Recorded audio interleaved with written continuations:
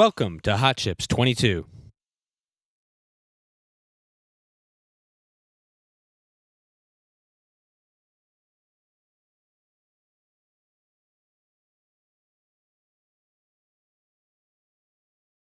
Keynote 1. Searches originating inside and outside of your head. Augmented reality and visual search.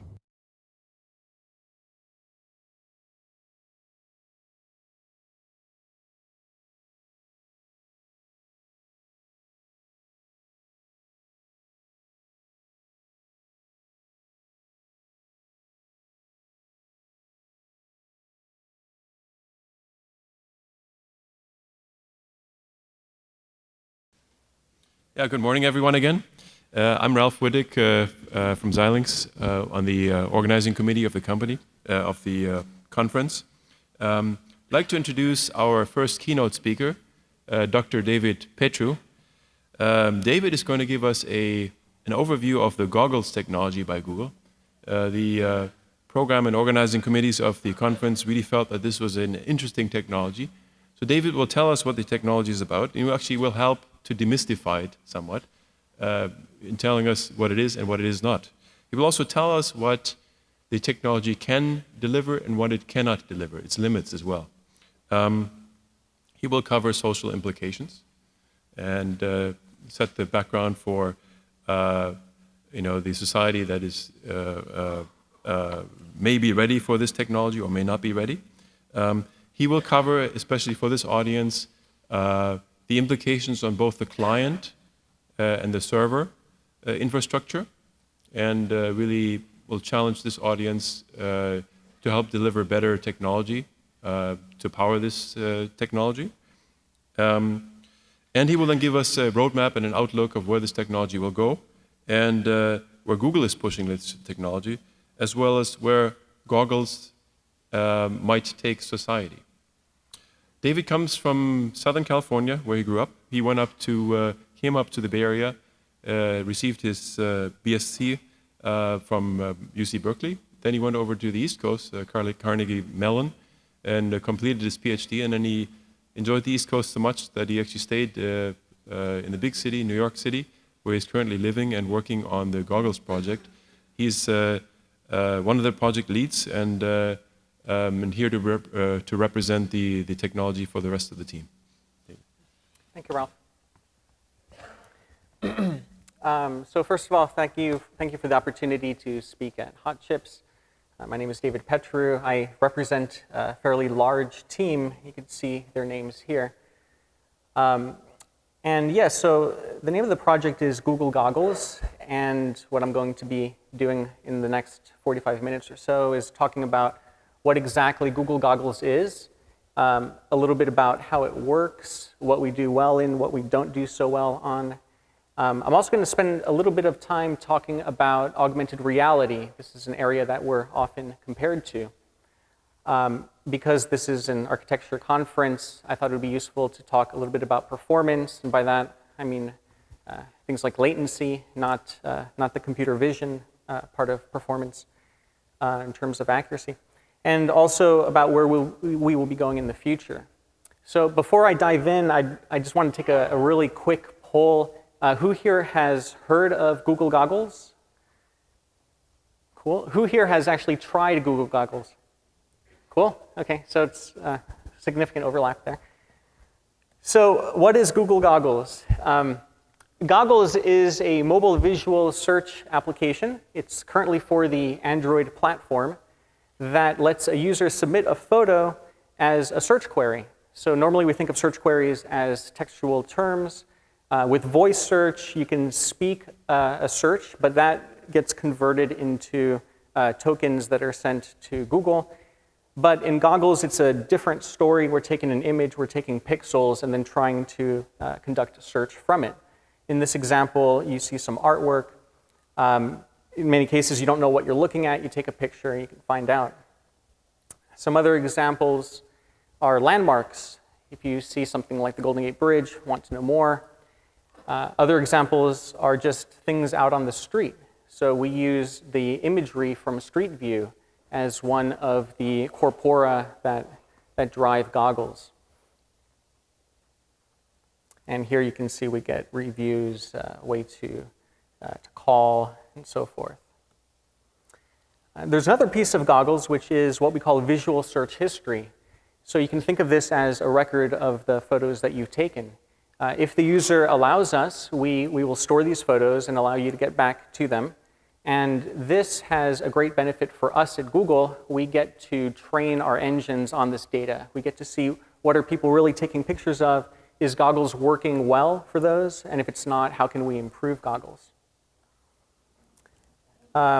So a couple ways or a couple areas where we do very well, or that we provide a lot of utility for the user. The main one is when you don't know what you're looking at. And this comes up time and time again. I'm not going to click on this link, but I can tell you this is a user who happened to frequent a bar for many years, and there was a big poster up on the wall. No one had any clue what it was, and eventually he took out Goggles, took a picture, and then settled some bets. Other cases, you know what you're looking at, but it's not at all convenient to take a photo of it, or sorry, excuse me, it's not at all convenient to type in what it is, so it's much easier to use Goggles and take a photo. These are cases where you want to find a canonical version of some print article. With barcodes, this is kind of an interesting case. If you go shopping, there's many applications out there. You can do barcode recognition, but I think most of us would agree it's much more elegant to take a picture of the product itself. So I'd like to switch and actually show you a couple demos now. I'm going to try this projection system. See if that works. Yes, OK. So let's start this up. I'm going to pull out a few props that I brought with me. First example is this beer can.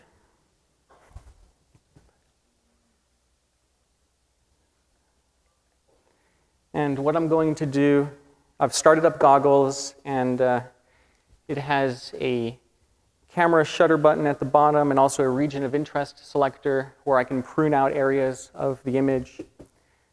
I'm now going to take a picture of this beer can.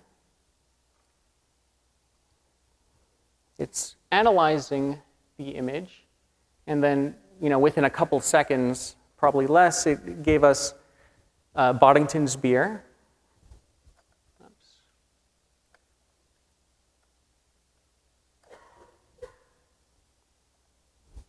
There we go.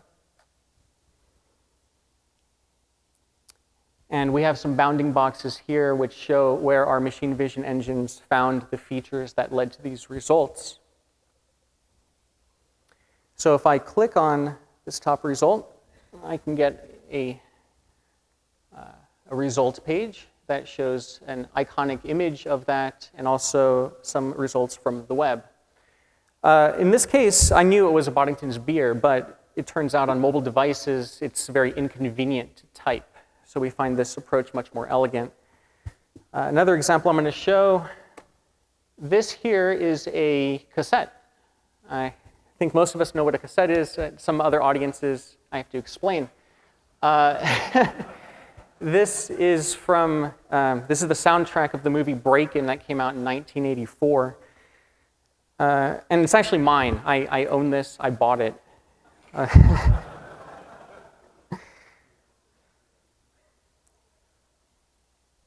So I just took a picture with Goggles, and it's analyzing that. And we instantly get here, the movie Break-In soundtrack. So you can see that we cover the long tail, right? We cover things that are not so common.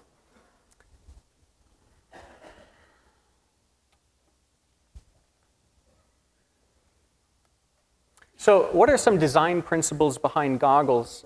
Probably the most important is that we aim to be universal. This is something that our most senior engineers told us when we started this project, that to really win with something like this, you cannot go down the path of any single vertical. Take, for example, wine recognition. There's applications out there like a wine spectator app where you can take a picture of a wine bottle and get results. There's also a product search type application, like a shop savvy application or maybe landmark. But to really gain usage, to gain traction, you have to have an application that attempts to do everything. And this turns out to be a very, very difficult thing to do, because it turns out once you put a lot of engines behind one application, then the false positives will kill you, right? Once you analyze, or once you recognize against on the order of 1 billion images, which is what we do, then you have to be very careful about driving your operating point to the correct location. Secondly, results have to be specific. If you take a picture of, say, a chair with something like goggles, you don't want to know that it's a chair. You want to know what kind of chair it is. And I'll explain a little bit later that these are actually very significant challenges for us. There's a lot of ambiguity when you take a picture. There's, a picture's worth 1,000 words. How do you pick the best ones? Also, we don't want users to have to choose what mode that they want to use goggles in. For something like text recognition, for OCR, you might want to translate that text, or you might want to just copy-paste it to a clipboard, or you might want to scan in a business card and extract structured information. These are all different use cases, and you can imagine that you would tune your OCR differently for each one of these use cases.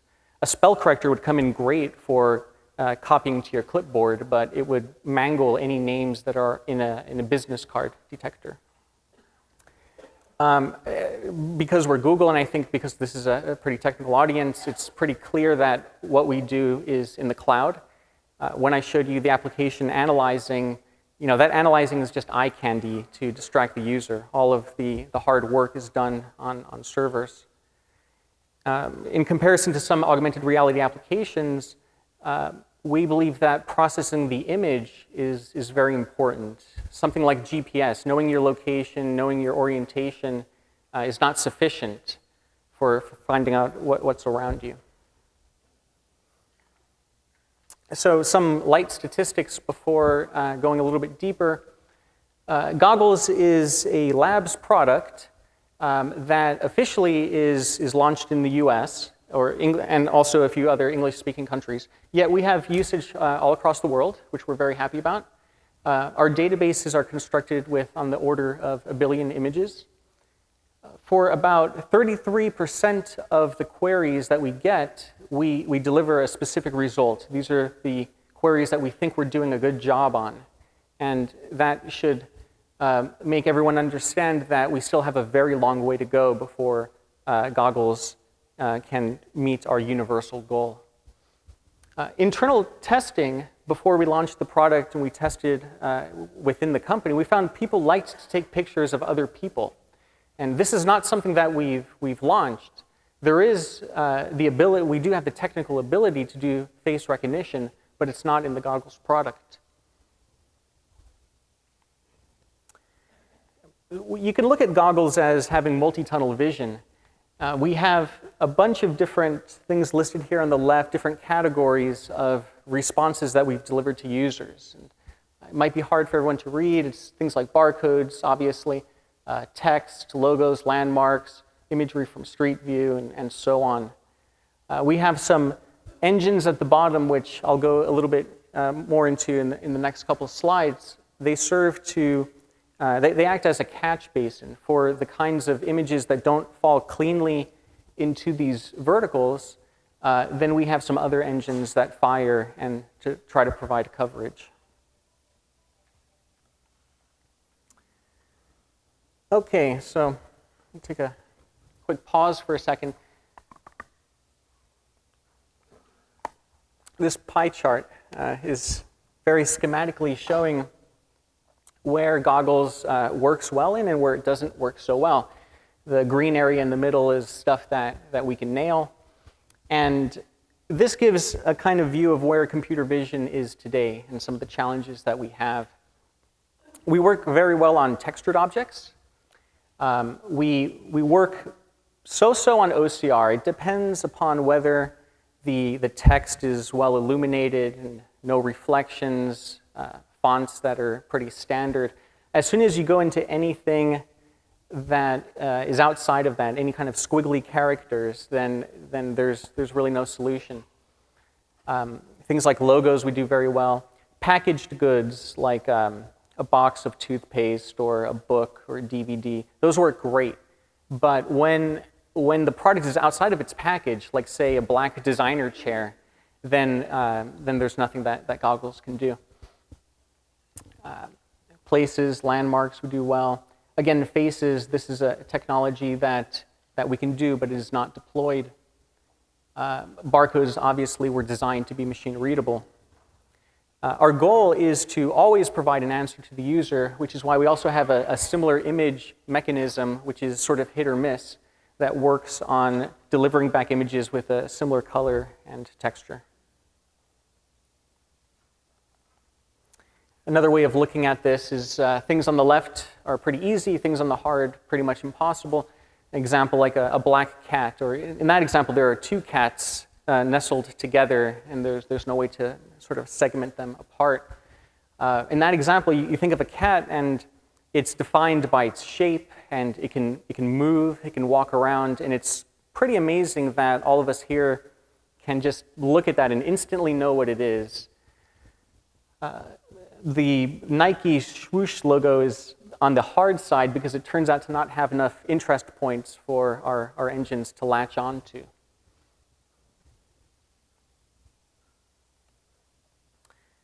This is just a few photos from an agency event that we had, where we had on display various things that goggles could recognize. And now switching gears, I'm going to talk about the life of a goggles query and about the machine vision engines that are underneath it.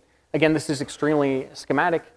What we have at the top is a client, right now an Android client, that sends an image to a front end, which dispatches this to what we call the goggles route, that then sends this image in parallel to about a dozen different engines. These engines come up with labels for what they think is in the image, and then the goggles route takes all these votes, essentially, and dedupes some and re-ranks things, and then sends it back up the tree. So you take a picture, and there could be a lot of things that goggles could recognize. You could imagine being at Times Square and seeing a lot of logos and a lot of text. Or if I take a picture of that table there's going to be the Boddington's beer and the Breakin' album and some other things. How do we determine what the user is actually interested in? Part of this is our UX tricks, or user experience, user interface tricks, where we can draw bounding boxes and allow the user to participate in a dialogue with us on what they think, what they actually want to know more about.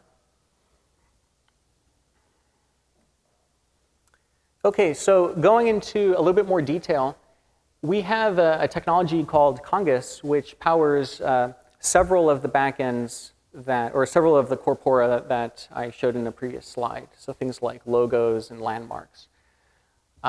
It works by finding interest points in the image and then trying to understand the relationships between these interest points. You can think of an interest point like a corner or a little blob or a little dot, that kind of thing.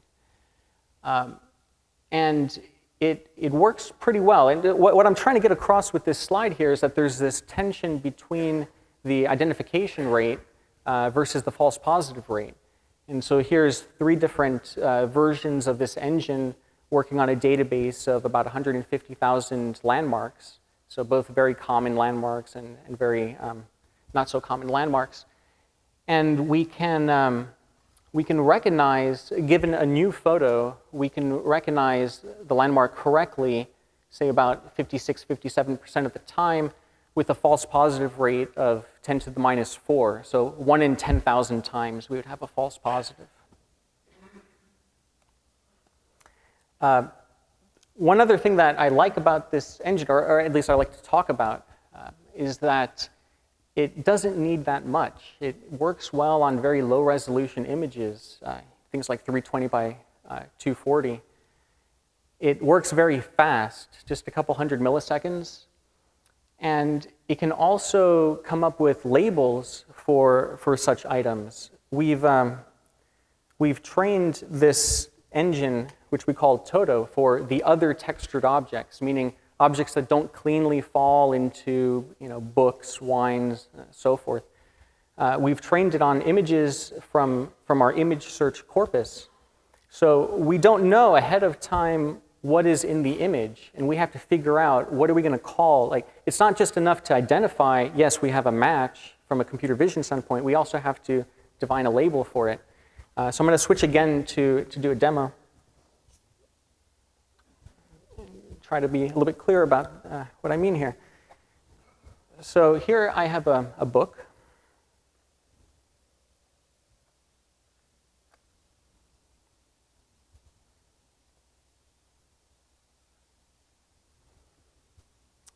And it's called Basic Machines and How They Work.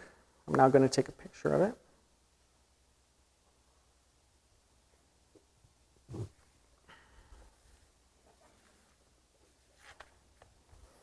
Yeah, so right off the bat, the first result, we have the book result. It says Basic Machines and How They Work. We can find out more information about that. But what really what I think is amazing is this third result, and it's a little bit hard to read. I'm going to try to zoom in.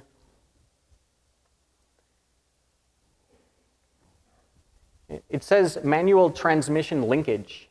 Okay, so from this picture of the book, it came up with that label.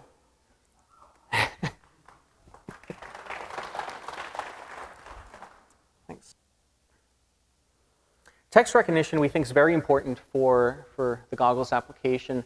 It goes from business card entry, translation, say there's a menu and you don't know what you're looking at.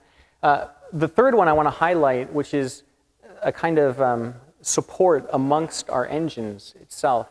Our basic Congus engine can figure out that there's this Tide detergent, but it might be the text recognition that can read the kind of Tide it is that would then cause the goggles root to re-rank its results and give a more accurate result. More about the business card case here. I'm illustrating that we actually can extract structured information, so telephone numbers, names, and so forth. Here's the translation case using what we call the region of interest selector that allows the user to tell goggles what part of the image the user cares about, and that makes it much easier for our engines to do their job, and it also lets us send up a higher resolution version of that image, because as you might imagine, we're very bandwidth constrained in this application.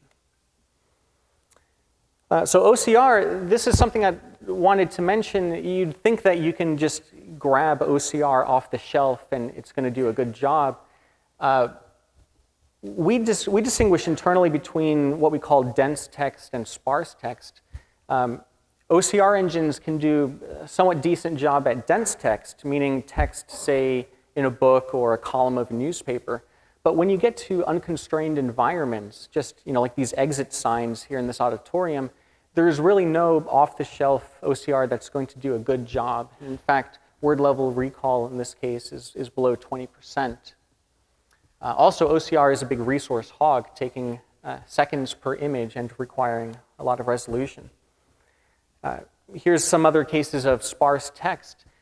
Here on the left, you see Truman, and we can all read the words "buck stops," and then our brains fill in the other parts. We know that that word is "the," and the fourth word is "here," even though it's in some strange cursive font. There's no way for the computer to do that yet. We have to figure out how it can infer these things in a way that we are able to. That's what? Oh, I got the wrong one. I'm sorry. Okay. See, when goggles can recognize it, then I would only have to take that picture and it would tell me that it was Carter. On the right, there's a street sign in New York City that's 43rd Street and 7th Avenue. When I took that picture, I knew that that's what it said, and I knew it because I was in Times Square. So we need to, again, provide this additional inference ability. So I'm about to switch gears into another part of the talk, but I just wanted to sum up here that goggles, you can think of it as a lot of different people working on different engines that then are integrated into a sort of a central root that takes these votes and moves it up.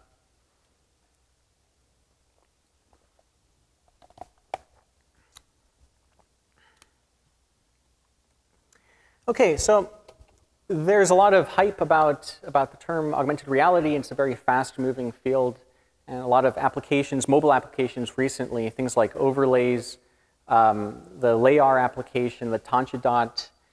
You're out in London and you get the Beatles superimposed on your camera preview, or you're in Berlin and you see the wall. And we're often bucketed, or you can read many blogs comparing goggles to augmented reality, and there could be very many definitions of that. And I'd like to talk about what I think is a very useful and interesting and possibly astonishing to you to know, possibly thousands of years old, example of augmented reality. There's this tribe, the Yawanawa tribe in the western Amazon, and they have this eye drop called sananga.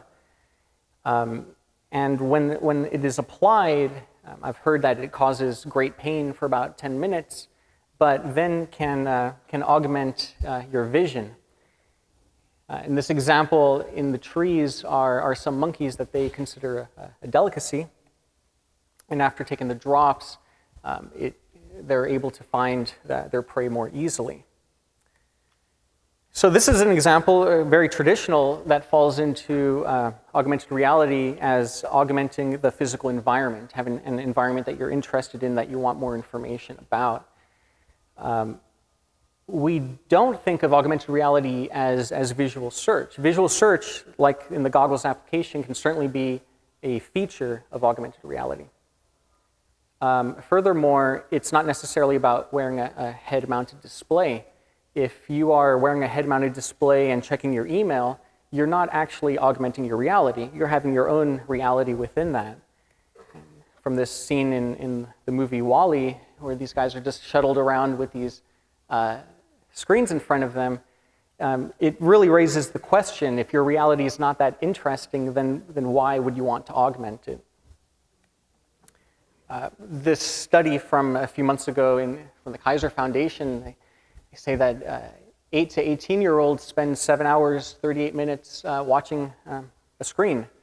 And you can actually change the calculation a little bit, and it comes out to 10 hours and 45 minutes once you factor in that there's more than one screen that they're looking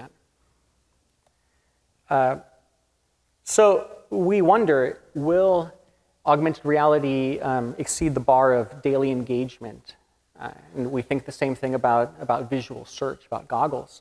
We believe that the ratio between searches that you would conduct based on things in your external environment versus searches that you construct via an urge from within, that this ratio is something like 100 to 1.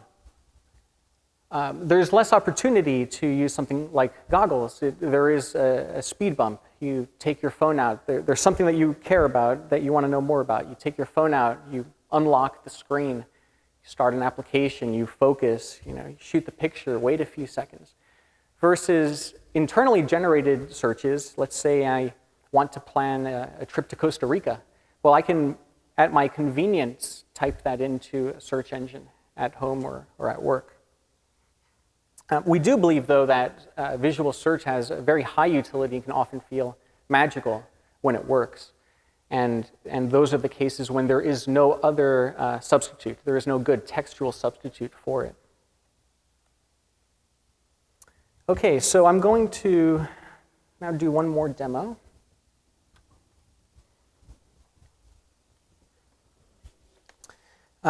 Talking about how we might combine some aspects of goggles with some of the trends that we're seeing in augmented reality.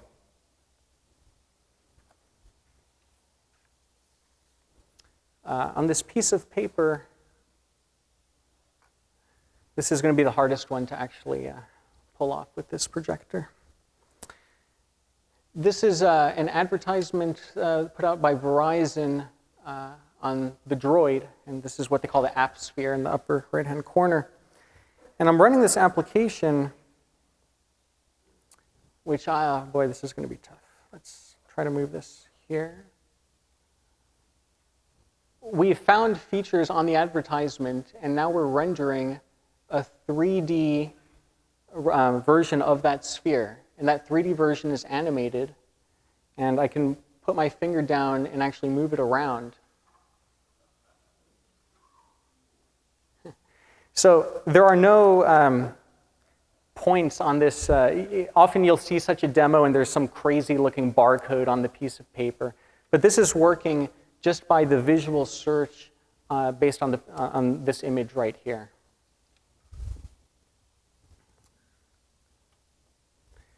So we believe that there will be some future in combining such approaches. Taking a completely different look, not goggles related at all, augmented reality, if we had a multispectral camera on the device, we might be able to do things like determine whether the food that you're about to eat is fresh, or find your pet using IR and infrared and ultraviolet. Okay, so changing gears entirely into more of performance, we believe that latency is very important for search and for goggles. And we know just from looking at our data that we get more usage from our users who are on faster networks. This shows the time between consecutive queries from any given user as a function of what network they are on. It's very important for a product that fails many times like goggles because we want to give the user the opportunity to take a better shot, and reissue the query. So where does latency come from? There's three places really: latency on the client, latency in the network, and server-side latency. It's somewhat pathetic, but on the phone itself, it takes, on average, actually a little bit more than this, a second and a half to actually focus, right? And then to get the pixels from the camera module into RAM where we can process it takes more time. And then encoding it takes time. Then we look at network delay. For cell phones, data bandwidth is often optimized for downstream, but goggles is very much about pushing data from the phones to the cloud. And we all know about variance. You're on 3G and you're reading your email, you turn the corner of a building and then you're stuck. Server side, our image recognition servers are highly heterogeneous. Things like the Congus engine taking a couple hundred milliseconds, but OCR taking 3 seconds. And actually, it could do a better job if it had more time. Okay, so this basically talks about what our main challenges are. We want to get very high quality results, and we want to meet our goal of being universal, while at the same time not taking forever.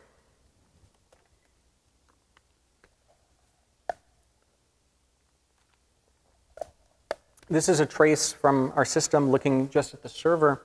We have the ability to do these types of traces for all of our traffic. And here I've just highlighted this line on the bottom. It's the OCR engine taking 2 seconds, while our other engines up there are significantly faster. And from the client's point of view, this is what the client would see on 3G. We've taken an image here and then compressed it with different quality settings. That's how we're changing the byte size on the bottom. Then we measure on the left how long it took to get a result. So on cellular network like 3G, we're seeing the mass around 6.5 seconds. So what you're probably thinking is, why can't we break up the system a little bit and provide results to the users as our backends come up with them? So a way of streaming results from the servers, say our book recognition server and our OCR server, to the client. That's what I'm showing here, and this is all, these protocols we're still working on, and they're not deployed yet. But what we're seeing is that if we do break up the system and allow different engines to respond as soon as they have an answer, then we can get that book result back to the user in about 3 seconds, so we can half that time. Now, this actually adds a tremendous amount of complexity to the system. As you might remember, we can re-rank results based upon the votes of all of the participants in the query. I thought it would be useful to show the same thing on Wi-Fi. There's a lot less variance, and so it's a little bit clearer. And Wi-Fi, I think that's a pretty good job, to do a visual search, get the result back to the phone in, I guess, 1.2 seconds, 1.4 maybe. And then to make it a little bit more dramatic, this is looking at a business card here, and we're able to identify the logo in green very quickly, about 1.5 seconds, and then the textual results that come from OCR then come in around 3 seconds. So what could we do if we had better hardware? There's a few ways to even phrase that question based on client, network, and server. Staying on OCR for a second, there's a significant amount of things we can do. If we are able to match the text that we see in the image against all possible fonts at all possible scales. Currently, we only recognize text in the 4 orientations, 0, 90, 180, 270. If we had a lot more hardware, we can rotate the image and do OCR in all orientations. We can use better features in tracking and recognition. The tracking example, the example that I just showed you with the app sphere. The problem that I find very interesting is the problem of choosing the best frame to process. Really, if you take a picture with goggles and you're out of focus, there's not much you can do. But can we do techniques like super resolution, where the client sends up many images at once, and the server can then remove noise and remove blur? Again, on the client side, we just need the ability to take a photo faster. We need, in the example when I did the overlay, there's a lot of processing going on, but there's actually some delay, and it can come up to a couple hundred milliseconds and start to be noticeable by the human. We want to be able to overlay things in real time. We also want more information from the camera module, such as its white balance characteristics and its field of view. Server side, our main bottlenecks have to do with memory bandwidth when we're doing comparisons of features. And of course, we have a need for greater parallelism, just 8-bit dot matrix, that kind of thing. Here, these are some ideas that some of them have come from our users. We read the tweets and blogs and so forth. So we can imagine a future version of goggles, with your participation and helping to give us this better hardware. Perhaps we can ease financial transactions, just taking a picture of a credit card to read the number, maybe solving a Sudoku puzzle. And then we can have thought questions like, what does it mean to have the camera on all the time? Let's forget about the battery life for just a second. What if I can remember this lecture that I attended or a restaurant that I went to and be able to enter a query? I think the name of the restaurant was that, and then have goggles augment your memory and bring up scenes from when you were there. We could do things like 3D model reconstruction, where we're processing all the frames and able to model this auditorium, or to take it a step farther, collaborative 3D model reconstruction. If a number of us have this application out at the same time, the server should be able to process all of this and solve for the model. And I think this is a sort of twist on smart dust, which was popular a few years ago. This notion of ubiquitous sensor networks or moats that are out there. But there's a difference, which is that in this case, the sensors are where users care about by definition, because they're deployed, they're all in our pockets. It's smarter than smart dust because I'm pointing it at the thing I care about. So I'm going to start wrapping up the talk. and just give some examples of, or recap some examples where goggles works. In terms of art, it's very much more of an art expert than I will ever be. We like this example here, sort of unintended uses of goggles. Someone managed to cheat on their physics final by taking a picture of it and learning that there was a version online with all the answers in it. Or identifying famous people, scientists. Talking about deployment, where we are, is this mainstream or will it be mainstream? What do we need to go to get there? Goggles requires a smartphone, and it's about, I guess, 20% of all the phones out there. And right now it works on Android, and I think that's on the fourth line. That's about 17% by sales. And then there's this technological issue with cheap and fast networks. If you're in Europe, you might not want to use goggles because you're going to be consuming a lot of bandwidth. We are working on an iPhone version and hope to have that out by the end of the year. And I thought just to take a few minutes to talk about the complexity of having client applications. It's actually a significant penalty, different code bases, very difficult to test. What is the alternative? The alternative is that you write web apps, which for something like goggles would not even have been possible last year. There is a new part of HTML5 that allows you to acquire an image from a camera. And that's really nice and really useful, but we don't think it's sufficient for an application like goggles that needs very fine control of the camera. So this is the kind of trade-off we're in. The unfortunate reality is we have to write client apps, and the testing cycle is a lot longer. If something were a web app, then we could make a change and test it on 1% of our traffic, just like that. Okay, so where are we going? Goggles, when it works, it's very useful, but it doesn't always work. Still have a long way to go. We are thinking of opening up goggles for third-party feeds so that, say, you are a stamp collector, you're part of a bunch of people, you collect stamps, you should be able to submit images to goggles with labels so that we would be able to identify such things for you.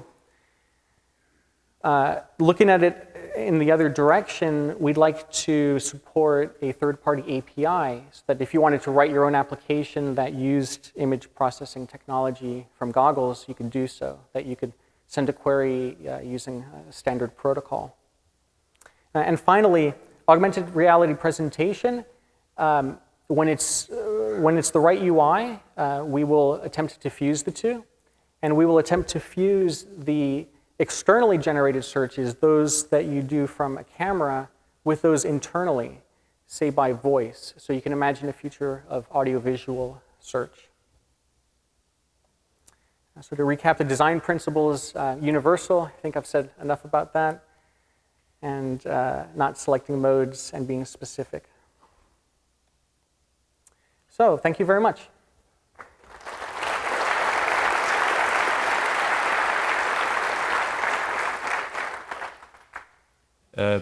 Before you head out, David will show you one final video, and I would like to thank you for David for coming out all the way to the West Coast and giving us this great talk.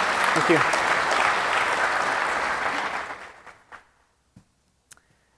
Yeah, I thought this video would be pretty fun to show. It's actually has not been released yet. I think it will be soon. It shows a few of the things that we can recognize. Okay, so.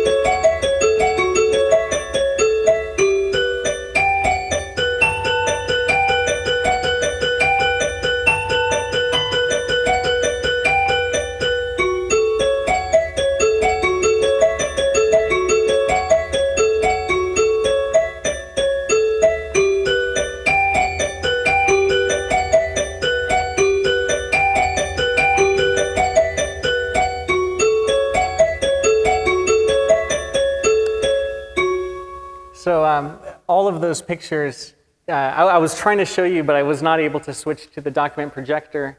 We recognize all of those things, so we hope that was a fun way to explain what we're working on. Thank you.